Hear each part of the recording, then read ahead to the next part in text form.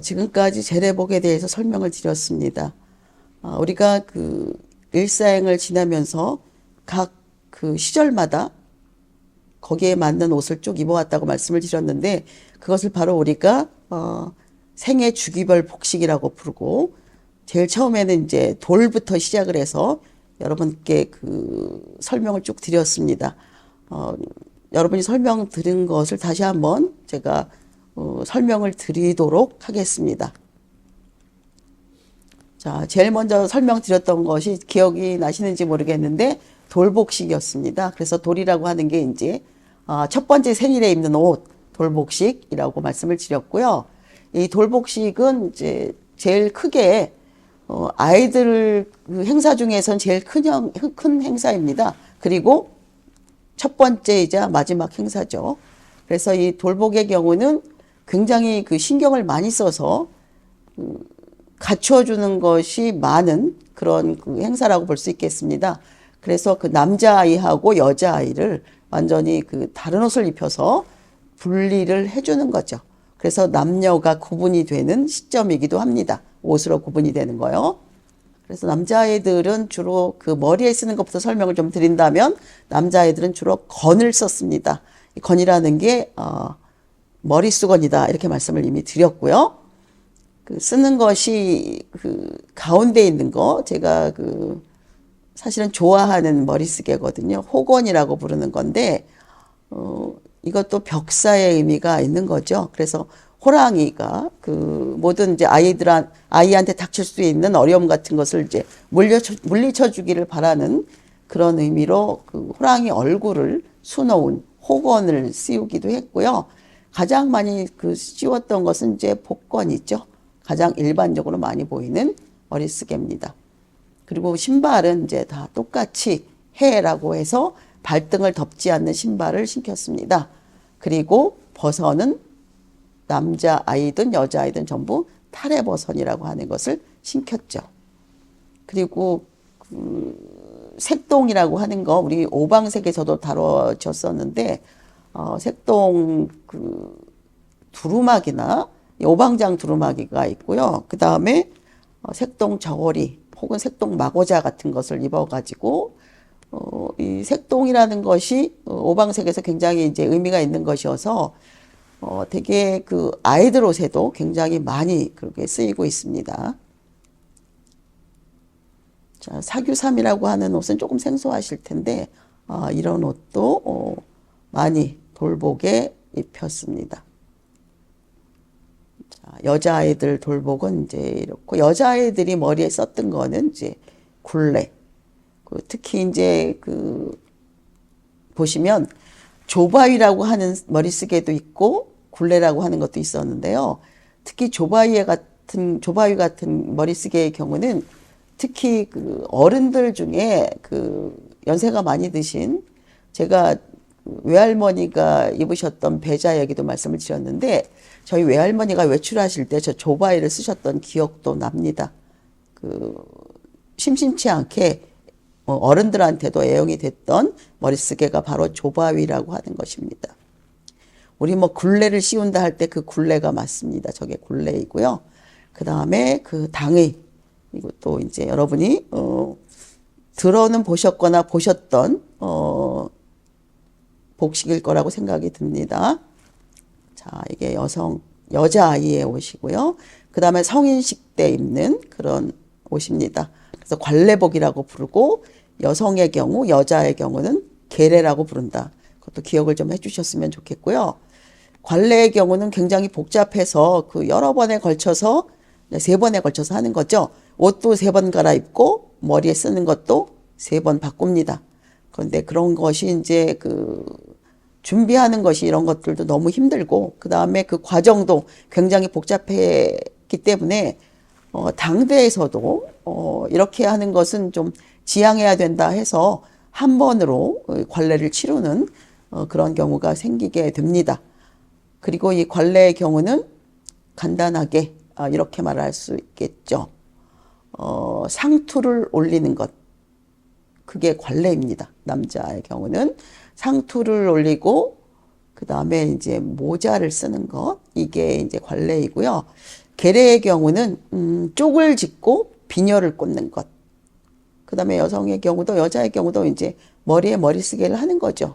이제 족두리를 이렇게 쓰게 되는 거고 중요한 것은 이제 이 계례복이라고 하는 것은 계례가 이제 별 의미가 없게 이렇게 되면서 혼례복으로 흡수된다. 이런 것도 좀 알아두시면 좋겠습니다.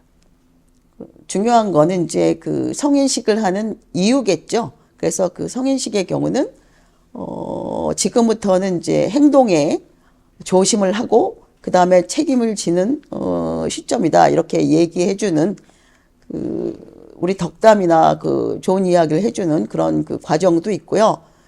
그 다음에 이제 그 자를 지어준다 이렇게 말씀을 드렸죠. 그것도 굉장히 의미가 있는 일이죠.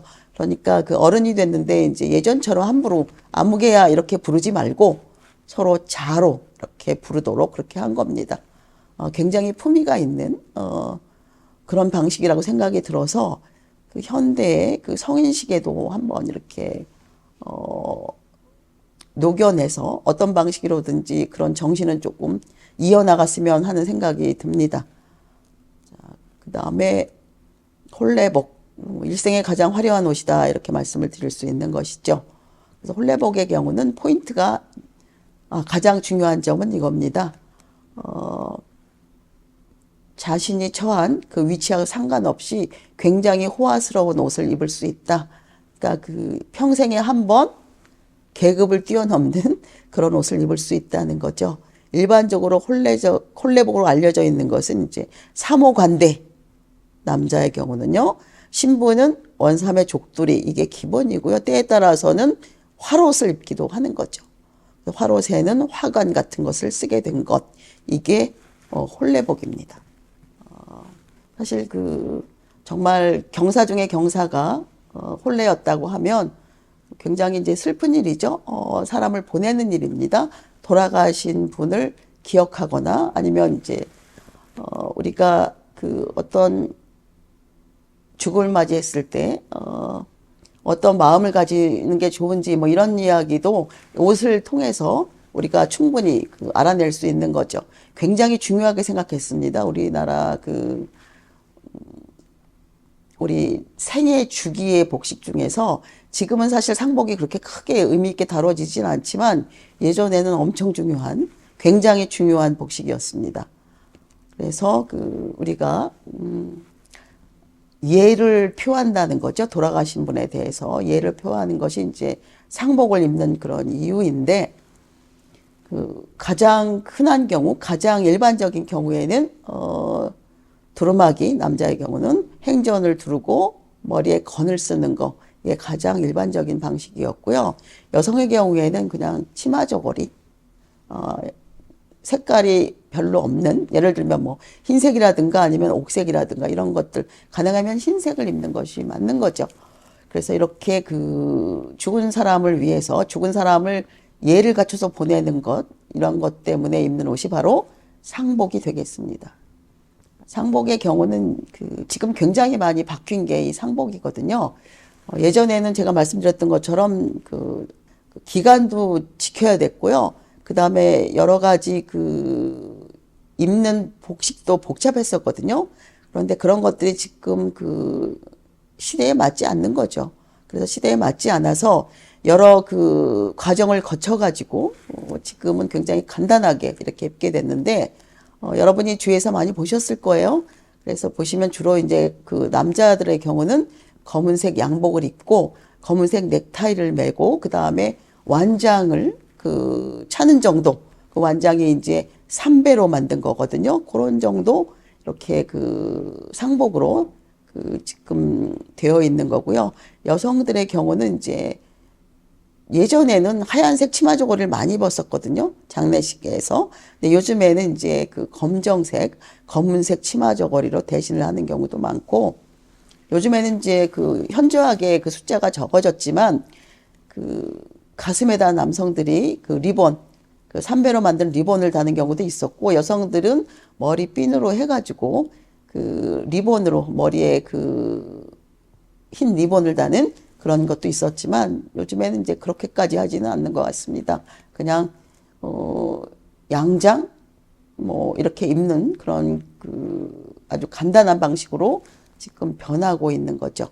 어쨌든 지금 가장 중심이 되고 있는 거는 그 여성들의 경우는 검은색 치마 저고리, 남성의 경우는 검은색 양복으로 지금 그 모든 그 상복이 거의 천편일률적으로 그렇게 변화하고 있습니다.